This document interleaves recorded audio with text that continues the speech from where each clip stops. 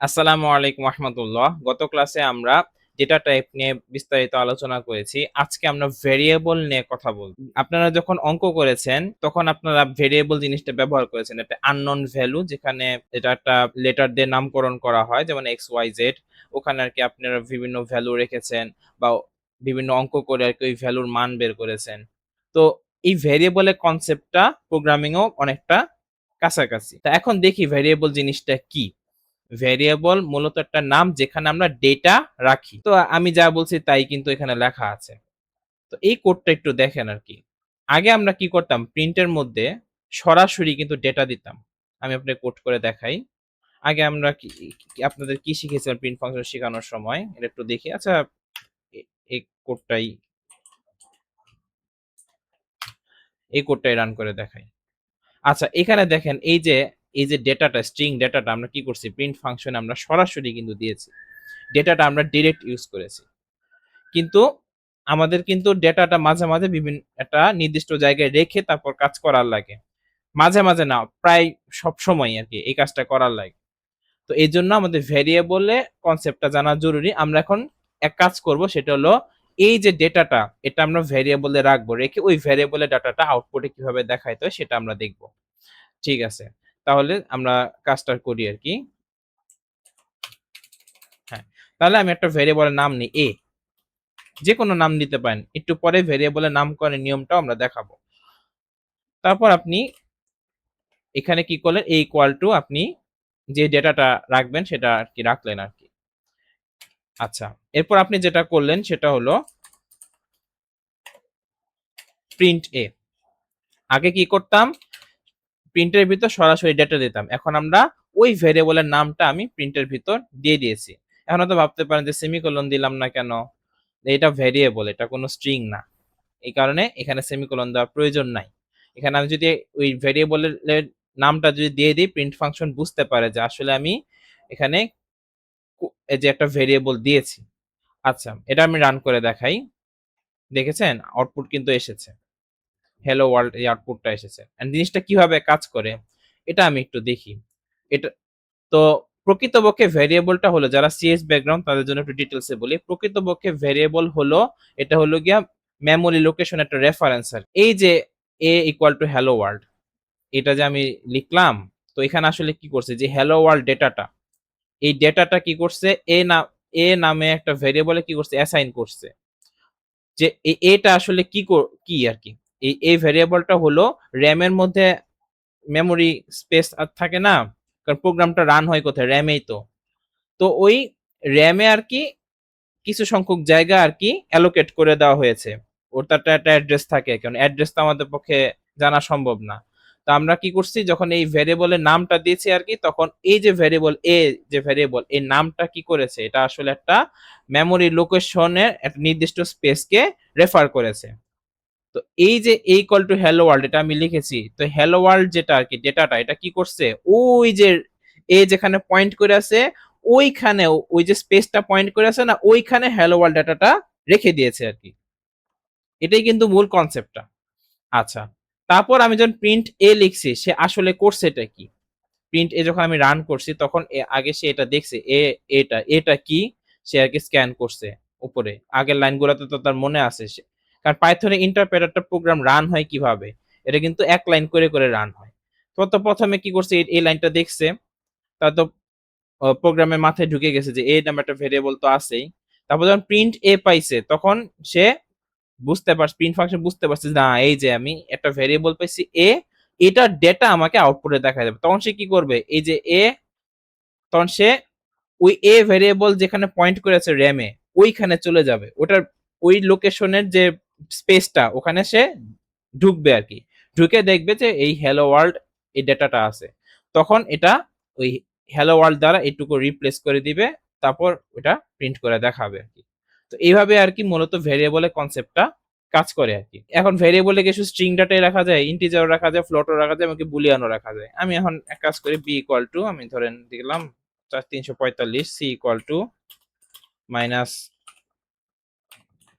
এটা আমি রাখলাম, ডি ইকুয়াল টু ফলস রাখলাম। আমি প্রিন্ট এ হুম, আমি এখন সবগুলাই প্রিন্ট করব। আমি রান করে দেখি। আসছে কিন্তু সবকিছুই আসছে। হেলো ওয়ার্ল্ডও আসছে, ৩৩৫ আছে, ৩৩ ৬ ফলস সবই কিন্তু আসছে। তাহলে কি এই ভ্যারিয়েবলটা কি? এটা হলো স্ট্রিং টাইপের ভ্যারিয়েবল, বি টা হলো ইন্টিজার টাইপের, সি হলো ফ্লোট টাইপের, ডি হলো বুলিয়ান টাইপের। তো পাইথনে একটা সুবিধা আছে, যারা আগে অন্যান্য ল্যাঙ্গুয়েজ পড়েছেন তারা বুঝবেন আরকি বিষয়টা। পাইথনের সুবিধা হলো এখানে ভ্যারিয়েবলের যে ডেটা টাইপ এটা কিন্তু ডিফাইন করে দেওয়া লাগে না। আপ আমরা যখন ভ্যারিয়েবলে ভ্যালু অ্যাসাইন করি তখন আরকি অটোমেটিক ভ্যারিয়েবলটা বুঝতে পারে যে না এটা ডেটা টাইপ কি হবে। আচ্ছা। এখানে একটা ইন্টারেস্টিং জিনিস আছে। এটা একটু বলি। এই যে এখানে আমরা ইকুয়ালটা লিখছি না? প্রোগ্রামিং এ কিন্তু শুধু পাইথন প্রোগ্রামিং না, কোন প্রোগ্রামিং ল্যাঙ্গুয়েজে এই ইকুয়াল সাইন কে ইকুয়াল হিসেবে কনসিডার করে না। তাহলে ইকুয়াল জিনিসটা আসলে কি? এটা এই যে আমি লাইনটা লিখছি না, এ ইকুয়াল টু হ্যালো ওয়ার্ল্ড, এটা মানে কিন্তু এটা বুঝাচ্ছে না যে এ হলো হ্যালো ওয়ার্ল্ড এর সমান, বরং এটা দ্বারা এটা বোঝাচ্ছে যে এই যে হ্যালো ওয়ার্ল্ড ডেটাটা আমি এ ভ্যারিয়েবলে অ্যাসাইন করে দিয়েছি। তো ইকুয়াল সাইন কোনটা? ইকুয়াল সাইন মূলত আসলে ডাবল ইকুয়াল। এটা নিয়ে আমরা পরে আলোচনা করব, যখন আমরা ইফ এলস পড়বো, রিলেশনাল অপারেশন পড়বো, তখন আর কি আমরা ওই ইকুয়ালটা নিয়ে আলোচনা করবো। দুইটা ইকুয়াল সাইন ইউজ করলে ওটা হলো সমান আর কি। আর এটা হলো অ্যাসাইনমেন্ট অপারেটর, মানে এই একটা ইকুয়াল অ্যাসাইনমেন্ট অপারেটর মানে অ্যাসাইন করে দেওয়া, মানে কাউকে কিছু দেওয়া আর কি। তো হ্যালো ওয়ার্ল্ড ডেটাটা এ কে দেওয়া হয়েছে, এটা দ্বারা এটাই বুঝাচ্ছে। আচ্ছা, এখন একটা প্রসঙ্গ আসতে পারে যে এই যে আমি এ ভেরিয়েবল বি সি ডি, এই যে আমি বিভিন্ন নামকরণ করলাম, এই নামকরণ গুলো তো কাজ করছে, কিন্তু আমি কি চাইলে একটা ভেরিয়েবলের নাম ফর দিতে পারবো? পারবো না। ফর কে আমি একটা ভেরিয়েবল নাম হিসেবে ইউজ করতে পারবো না। প্রিন্ট কে আমি একটা ভেরিয়েবলের নাম হিসেবে ইউজ করতে পারবো না। আবার বড় হাতের প্রিন্ট কে আমি ভেরিয়েবলের নাম হিসেবে ইউজ করতে পারবো। একটু ধোঁয়াশা কাজ করতেছে যে কি কেমনে কি। তাহলে চলেন আমরা ভেরিয়েবলের নামকরণের রুলসটা আমি একটু দেখে আসি। এই যে ভেরিয়েবলের নামকরণের নিয়মটা যদি আমরা দেখি আর কি, তো এখানে প্রথম পয়েন্টে কি লেখা আছে? ভেরিয়েবলের নাম অক্ষর বা আন্ডারস্কোর দিয়ে শুরু করা যাবে। মানে ভেরিয়েবলের যে নামটা শুরুটা এটা এটা আর কি যে কোনো লেটার, সেটা বড় হাতের হতে পারে ছোট হাতের হতে পারে, লেটার দিয়ে শুরু করতে হবে অথবা আন্ডারস্কোর দিয়েও শুরু করা যাবে, কিন্তু কোনো নাম্বার দিয়ে কিন্তু ভ্যারিয়েবলের নামটা শুরু করা যাবে না। কিন্তু এখানে একটা টুইস্ট আছে, ভ্যারিয়েবলের নামের মাঝখানে বা শেষে নাম্বার ইউজ করা যাবে।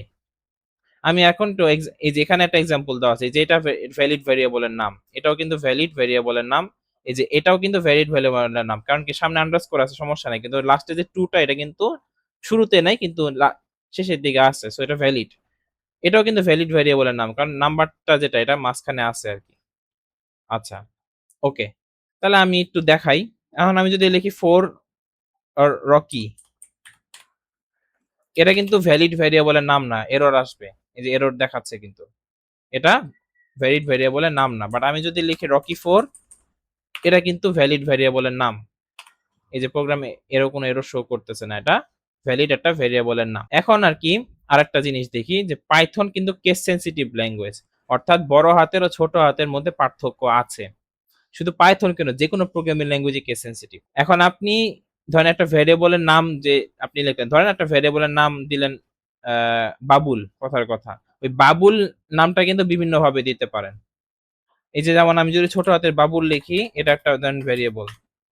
আবার যদি আমি বড় হাতের সামনে বড় হাতের দিয়া যদি লিখি, তাহলে এটা কিন্তু আরেকটা আলাদা ভ্যারিয়েবল। এই দুইটা কিন্তু সেম না, এই দুইটা কিন্তু সেম না, এটা আলাদা এটা আলাদা। আবার আমি যদি সব বড় হাতের করে দিই, এটাও কিন্তু আলাদা ভেরিয়েবল। আমি যদি উল্টা পাল্টা করি,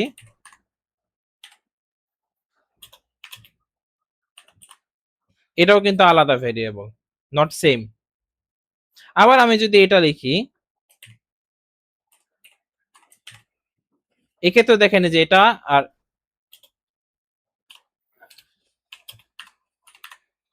এক্ষেত্রে দেখেন এই ভেরিয়েবল আর এটাও কিন্তু আলাদা।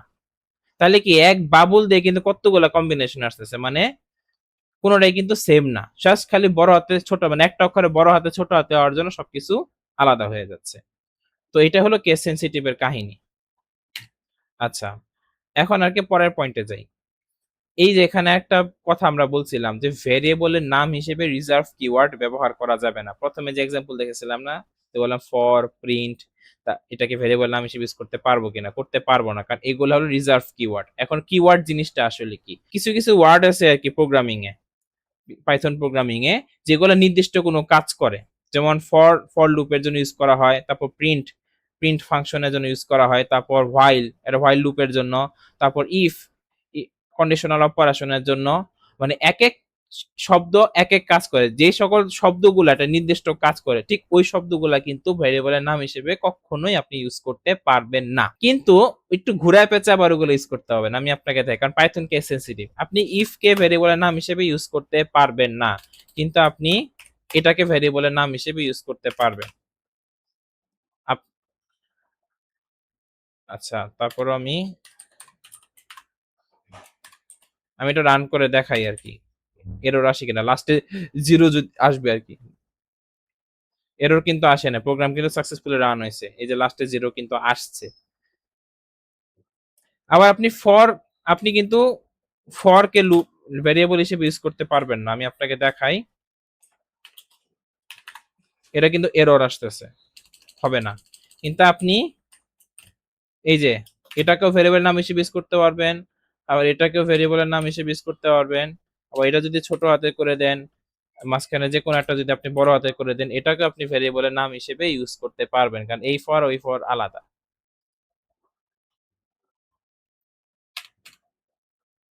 তো আশা তো আরেকটা পয়েন্ট আছে, এটা আমরা একটু দেখি। ভেরিয়েবলের নামের মাঝখানে স্পেস দেওয়া যাবে না। শুধু তাই না, ভেরিয়েবলের নামে কোনো সিম্বল ইউজ করা যাবে না। আন্ডারস্কোর ছাড়া কোনো প্রকার সিম্বলও ইউজ করা যাবে না, কমা সেমিকোলন ফুল স্টপ এগুলো ইউজ করা যাবে না। আমি একটু দেখাই। ধরেন আমি একটা ভেরিয়েবল দিলাম, এটা কিন্তু ভেরিয়েবলের নাম হিসেবে ভ্যালিড না, কারণ মাঝখানে স্পেস আছে, করা যাবে না। বাট আমি যদি এখানে আন্ডারস্কোর দিয়ে দিই, তাহলে কিন্তু ভেরিয়েবলের নাম হিসেবে এটা ইউজেবল, তাহলে কিন্তু এটা ভেরিয়েবল হিসেবে ইউজ করা যাচ্ছে। আমি যদি এখানে কমা দিই বা ফুল স্টপ দিই, করা যাবে না। আমি যদি সেমিকোলন দিই, করা যাবে না। কমা দিই, করা যাবে না। কমা এগুলা যেখানে দিই লাভ নাই। ভেরিয়েবলের নামের মাঝখানে মানে স্পেস দেওয়া যাবে না, এমনকি ভেরিয়েবলের নামে কোনো সিম্বল ইউজ করা যাবে না, স্ল্যাশও ইউজ করা যাবে না। তো আশা করি ভেরিয়েবল নামকরণের নিয়মটা আপনারা সকলে বুঝতে পেরেছেন। তো এই নেক্সট ক্লাসে আমরা input function of formatted string নিয়ে কথাবার্তা বলবো। তো ততদিনে আপনারা সকলে ভালো থাকুন, এই দোয়া রইল। আসসালামু আলাইকুম।